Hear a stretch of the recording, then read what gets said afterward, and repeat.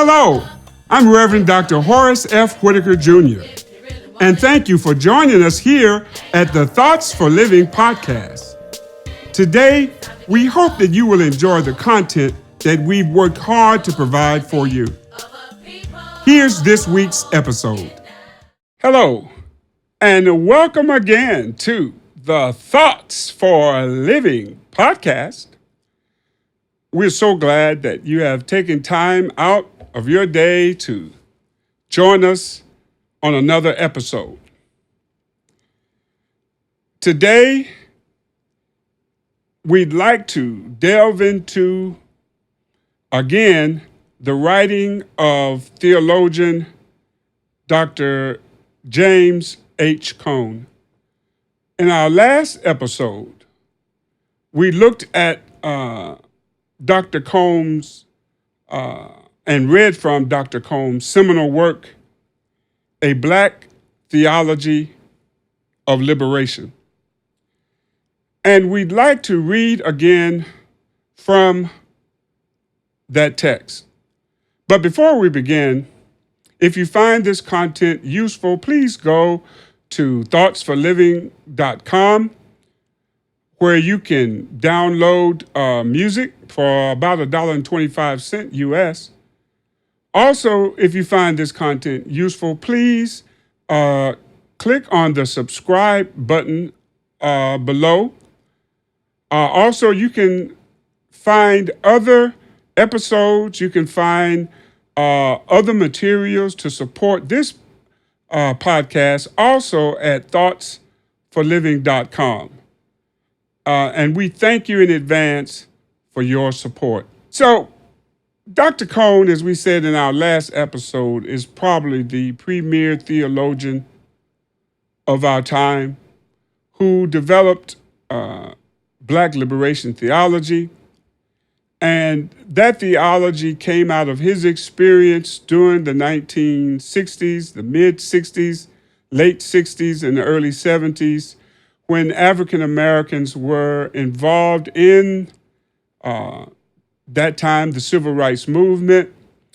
And Cone, as a Christian, identified with Martin Luther King and the movement, Civil Rights Movement. But he found that the teaching he had learned, particularly in theological schools and study, could not allow him to make sense of what he was seeing in his daily experience.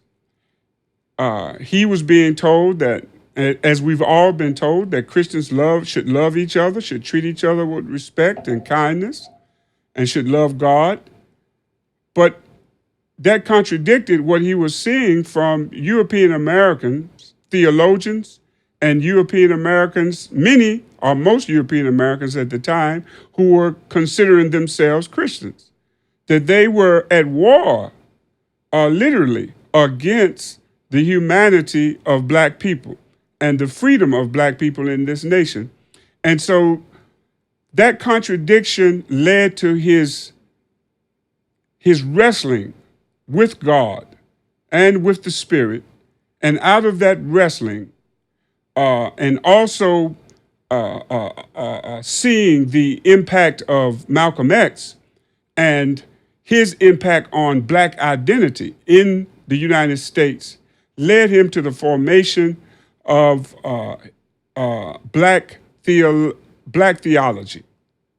And so today, we'd like to return to that seminal work by James H. Cone, A Black Theology of Liberation. I'm reading from the 25th anniversary edition, and I'm on page 8, beginning at Black Theology and the Black Community.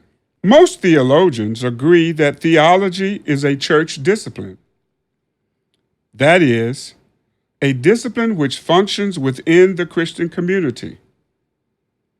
This is one aspect which distinguishes theology from philosophy of religion. Philosophy of religion is not committed to a community. It is an individualistic attempt to analyze the nature of ultimate reality through rational thought alone, using elements of many religions to assist in the articulation of the ultimate. Theology, by contrast, cannot be separated from the community which it represents. It assumes that truth has been given to the community at the moment of its birth. Its task is to analyze the implications of that truth in order to make sure that the community remains committed to that which defines its existence. Theology is the continued attempt of the community to define in every generation its reason for being in the world. A community that does not analyze its existence theologically is a community that does not care what it says or does. It is a community with no identity. Applying this description, it is evident that white American theology has served its oppressors well. Throughout the history of this country, from the Puritans to the death of God theologians, the theological problems treated in white churches and theological schools are defined in such a manner that they are unrelated to the problem of being black in a white, racist society.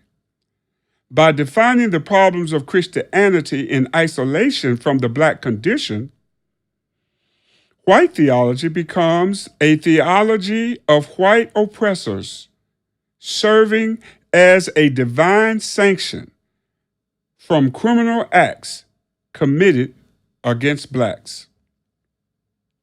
I want to read that again. By defining the problems of Christianity in isolation from the black condition, white theology becomes a theology of white oppressors serving as a divine sanction from criminal acts committed against blacks. No white theologian has ever taken the oppression of blacks as a point of departure for analyzing God's activity in contemporary America. Apparently, white theologians see no connection between whiteness and evil or blackness and God. Even those white theologians who write books about blacks invariably fail to say anything relevant to the black community as it seeks to break the power of white racism. They usually think that writing books makes them experts on black humanity. As a result, they are as arrogant as George Wallace in telling blacks what is best for them. George Wallace was a former racist governor of the state of Alabama who ran for president. He was known for standing in the schoolhouse door, keeping blacks from going to school during integration, and is famous for saying segregation today, segregation tomorrow, and segregation forever. And he was shot down by some vigilante, and he lived as a paraplegic the rest of his life. It is no surprise that the best is always nonviolent, posing no threat to the political and social interests of the white majority.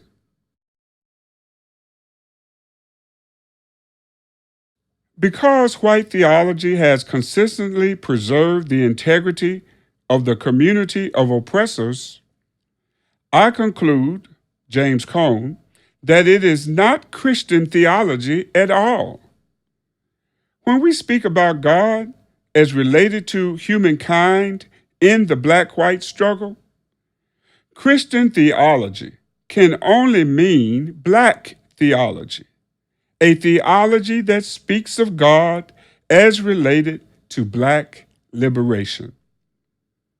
If we agree that the gospel is the proclamation of God's liberating activity, that the Christian community is an oppressed community that participates in that activity, and that theology is the discipline arising from within the Christian community as it seeks to develop adequate language for its relationship to God's liberation, then black theology is Christian theology.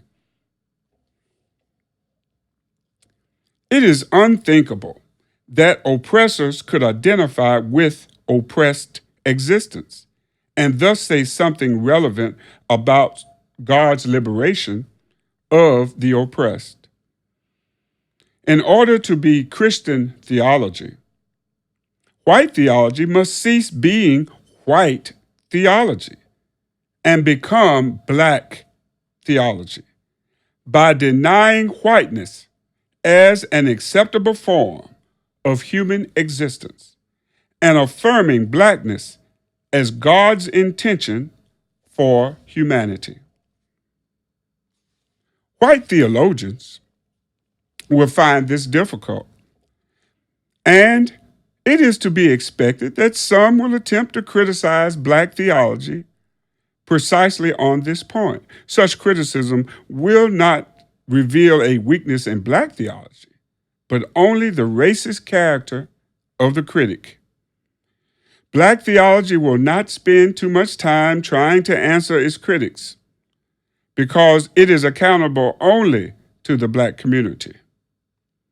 Refusing to be separated from that community, black theology seeks to articulate the theological self-determination of blacks, providing some ethical and religious categories for the Black Revolution in America. It maintains that all acts which participate in the destruction of white racism are Christian. I want to say that again. Black theology maintains that all acts which participate in the destruction of white racism are Christian, the liberating deeds of God. All acts which impede the struggle of black self-determination, black power, are anti-Christian, the work of Satan. The revolutionary context forces black theology to shun all abstract principles dealing with what is the right and wrong course of action. There is only one principle which guides the thinking and action of black theology: an unqualified commitment to the black community, as that community seeks to define its existence in the light of God's liberating work in the world. This means that black theology refuses to be guided by ideas and concepts alien to blacks. It assumes that whites encountering black thought will judge it irrational. Not understanding what it means to be oppressed, the oppressor is in no position to understand the methods which the oppressed use in liberation. The logic of liberation is always incomprehensible to slave masters. From their position of power, masters never understand what slaves mean by dignity. The only dignity they know is that of killing slaves, as if superior humanity depended on the enslavement of others. Black theology does not intend to debate with whites who have this perspective.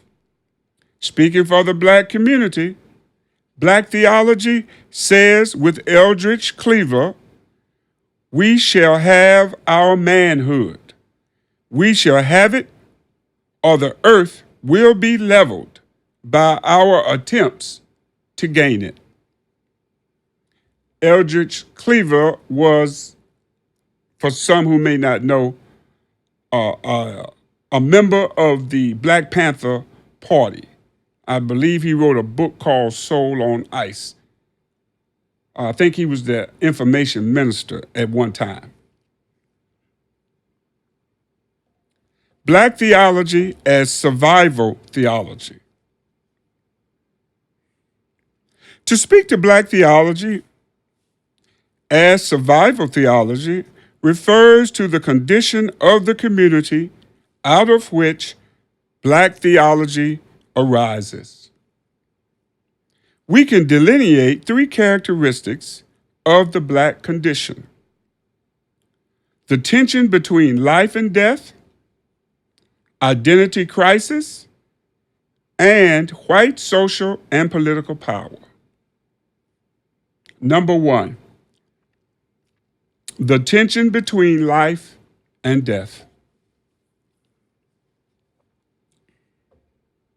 Black theology is the theology of a community whose daily energies must be focused on physical survival in a hostile environment. The black community spends most of its time trying to make a living in a society labeled for whites only.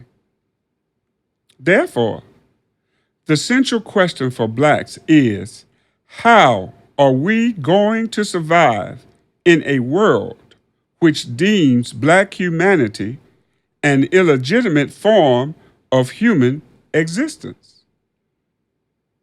That white America has issued a death warrant for being black is evident in the white brutality inflicted on black persons. Though whites may deny it, the ghettos of this country say otherwise. Masters always pretend that they are not masters, insisting that they are only doing what is best for society as a whole, including the slaves.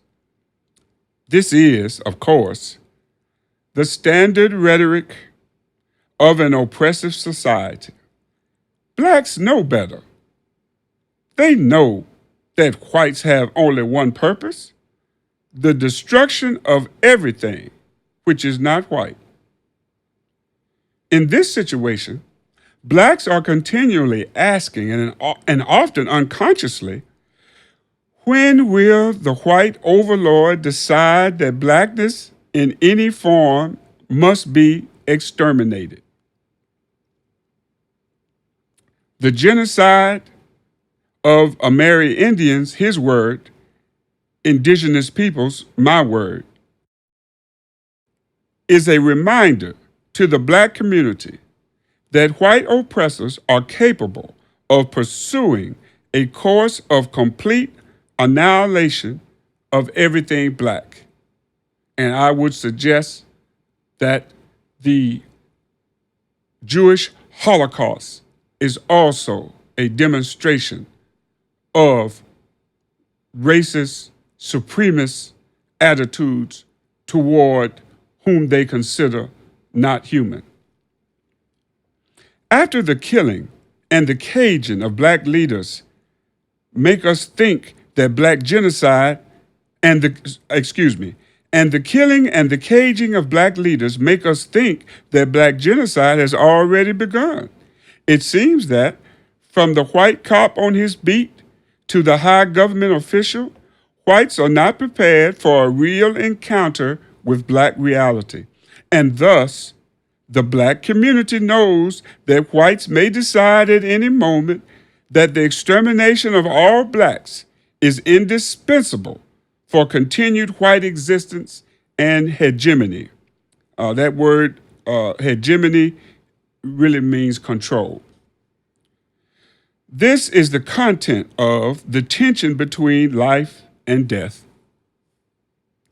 By white definitions, whiteness is being, and blackness is non-being. Blacks live under sentence of death. They know that whites will kill them rather than permit the beauty and the glory of black humanity to be manifested in its fullness. Over 350 years of black slavery is evidence of that fact, and blacks must carve out a free existence in this situation. To breathe in white society is dependent on saying yes to whiteness, and blacks know it. It is only natural to cling to life. No one wants to die, but there is such a thing as living physically while being dead spiritually. As long as blacks let whiteness define the limits of their being, blacks are dead. To be or not to be is thus a dilemma for the black community. To assert one's humanity and be killed, or to cling to life and sink into non-humanity. This is a serious question put forth to us that we all have to address in trying to navigate a white racist system. Do we adopt the values of whiteness in order to so-called make it in this society, and in doing so, our souls die? Or do we risk being ourselves? And with that risk, we put a target on our backs that we would be killed. We live with this every day, and it's a choice all of us, people of color, must decide. By the grace of God, I've chosen to assert my humanity, and in doing so, to risk being killed. Most of the times, we don't have to deal with being killed. We go along with the program because we know that they have control over the means of our food, clothing, and shelter, and transportation. We want to keep our good car. We want to keep our house. We want to keep these trappings in society. And to do so, most of us have to go to jobs and keep our mouth closed, knowing that we're being disrespected, knowing that people that look like us are being disrespected in those jobs. But this is another reason right now why Black Americans are choosing to work more and more from home, so that we don't have to deal with racism and white supremacy in the workplace. I digress. It is in this situation that Black theology seeks to speak the word of God. It says that the God who was revealed in the life of oppressed Israel and who came to us in the incarnate Christ and is present today as the Holy Spirit has made a decision about the Black condition. God has chosen to make the Black condition God's condition. It is a continuation of the incarnation in 20th century America. God's righteousness will liberate the oppressed of this nation, and all flesh shall see it together. It is this certainty that makes physical life less than ultimate, and thus enables Blacks courageously to affirm Blackness and its liberating power as ultimate. When persons feel this way, A revolution is in the making. With the assurance that God is on our side, we can begin to make ready for the inevitable, the decisive encounter between black and white existence. White appeals to wait and talk it over are irrelevant when children are dying and men and women are being tortured. People don't have water in Jackson, Mississippi, and the water is still not good in Flint, Michigan, and Benton Harbor. We will not let Whitey cool this one with his pious love ethic, but will seek to enhance our hostility, bringing it to its full manifestation. Black survival is at stake here, and we blacks must define and assert the conditions necessary for our being in the world. Only we can decide how much we can endure from white racists. And as we make our decision in the midst of life and death, being and non-being, the role of black theology is to articulate this decision by pointing to the revelation of God in the black liberation struggle. Number 2, identity crisis. There is more at stake in the struggle for survival than mere physical existence. You have to be black with a knowledge of the history of this country to know what America means to black persons. You also have to know what it means to be a non-person, a nothing, a person with no past, to know what black power is all about. Survival as a person means not only food and shelter, but also belonging to a community that remembers and understands the meaning of its past. Black consciousness is an attempt to recover a past deliberately destroyed by slave masters, an attempt to revive old survival symbols and create new ones.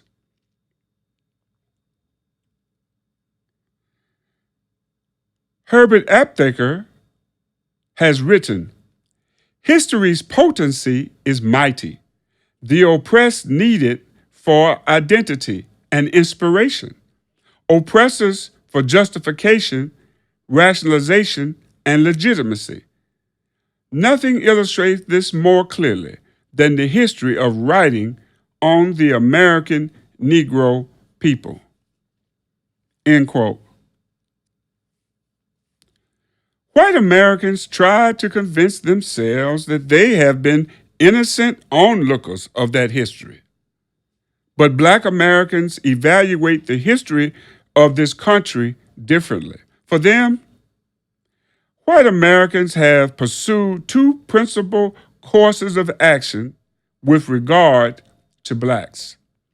First, they decreed that blacks were outside the realm of humanity, that blacks were animals, and that their enslavement was best both for them and for society as a whole.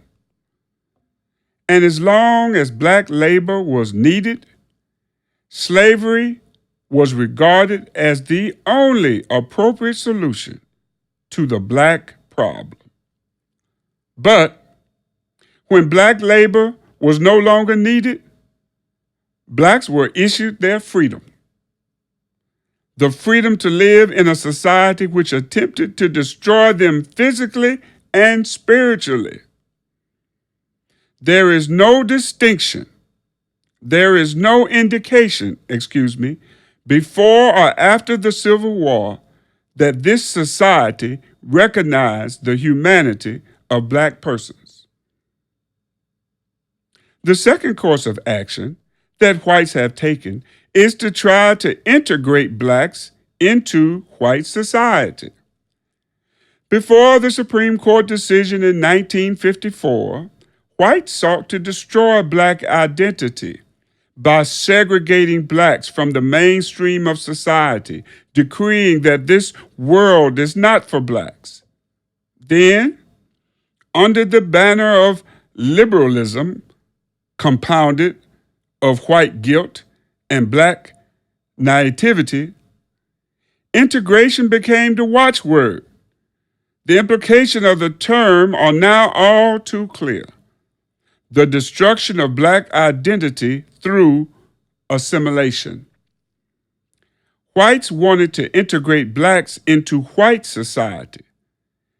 Straight hair, neckties, deodorant, the whole package, as if blacks had no existence apart from whiteness.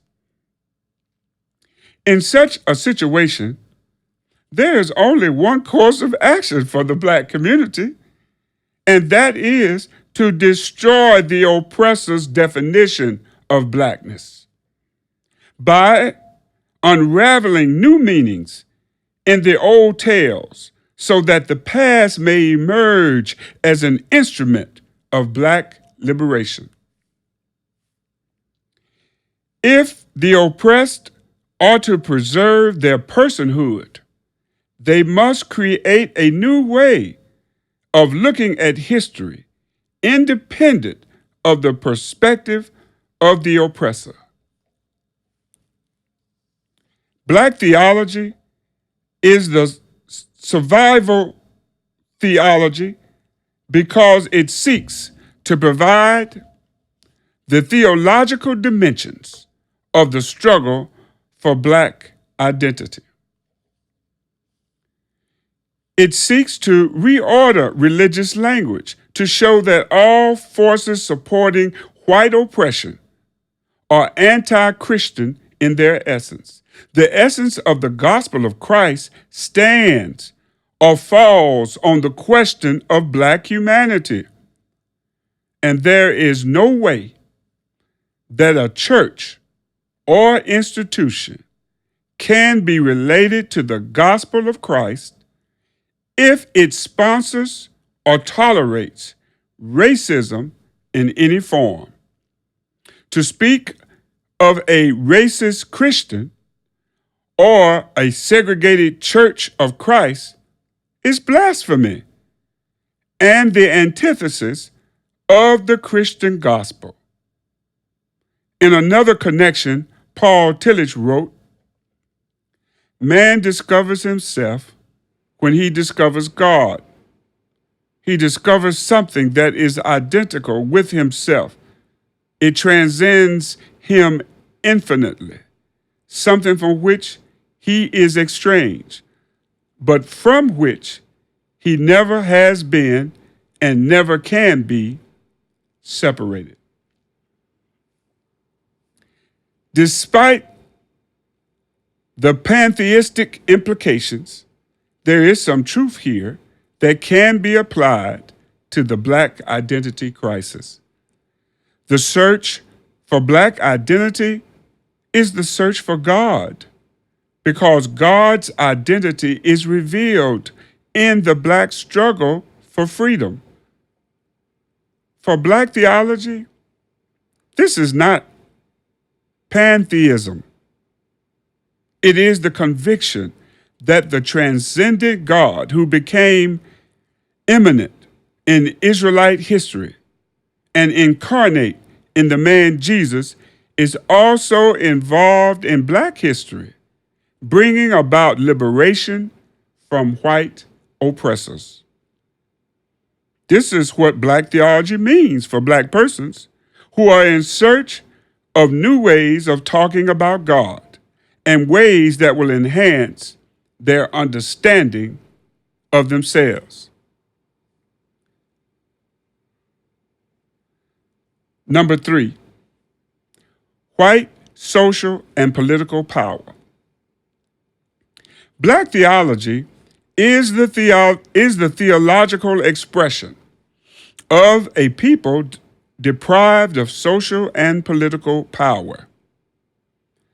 Poverty-stricken whites can manage to transcend the oppression of society. But there is nothing blacks can do to escape the humiliation of white supremacy except to affirm the very attribute which oppressors find unacceptable. It is clear to blacks why they are unwanted in society, and for years they tried to make themselves acceptable by playing the game of human existence according to white rules, hoping that someday whites would not regard the color of their skins as the ultimate or only criteria for human relationships. But to this day, and I say to this very day, there is little evidence that whites can deal with the reality of physical blackness as an appropriate form of human existence. For this reason, blacks are oppressed socially, even if they have economic and intellectual power. Jews in Nazi Germany found out the hard way that economic power was no security against an insane government that had the political and social power to determine the fate of Jewish existence.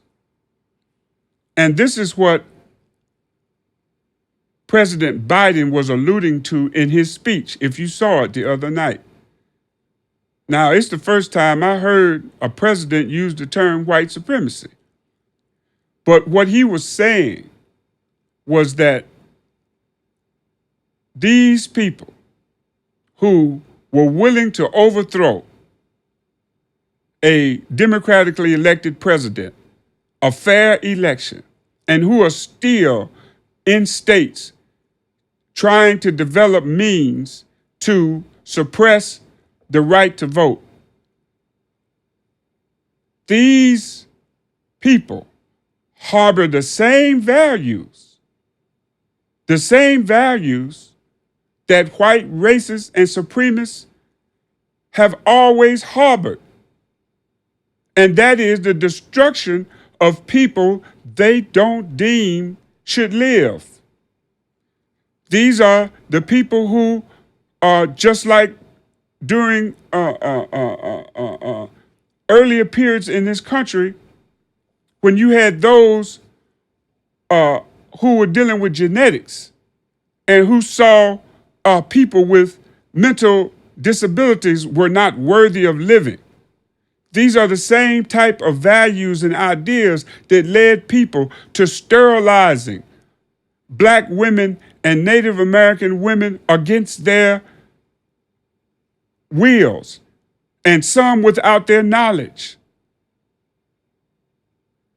This is why it's so important that we vote, because if this mindset, if these type people, led by the former president who is under investigation now, if those who follow him are able to get in control of this government, they will do what they are saying. Native Americans have experienced genocide. African Americans have experienced it. Our Jewish brothers and sisters have experienced it. This is very real. These people are capable and have shown in the past. And we are being shot and killed in the streets every day. In our homes, a young man the other night killed by the police holding a vape pen. These people have no respect for Black people, people of color, or people who have mental challenges, anybody that they deemed should not live, just like they did during the eugenics movement in the early part of the 20th century. That was interesting. As you can see, We really provide a different way of viewing the world. And we feel that's very important in order that we might come up with different ways of making our world more sustainable for you and for me. We thank you for helping us in that regard and would love to hear your thoughts. So please feel free to reach out to us at thoughtsforliving.com. Thank you for your time and enjoy the rest of your week.